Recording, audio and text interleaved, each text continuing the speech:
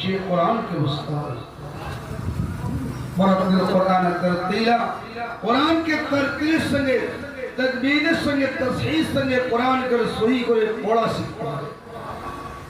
কোরআন যদি না জানি, কোরআন বিহীন অন্তর অন্ধকার ঘর সমাতুল্য। আমরা যারা দাওয়াতে তাবলীগের নিসবতে কাজ করি, আমরা জানি ফায়জায়ে কোরআন বলে একটা চ্যাপ্টার আছে। ফায়জায়ে কোরআনে একটা হাদিস উদ্ধৃত করে দেওয়া হয়েছে। সে হাদিসের সারমর্ম এটাই, আল্লাহর নবী সাল্লাল্লাহু আলাইহি ওয়াসাল্লাম ওই হাদিসের সারমর্মে তিনি উল্লেখ করেছেন, সাহাবারা বর্ণনা করছেন, একটা বিরান ঘরের সমাতুল্য।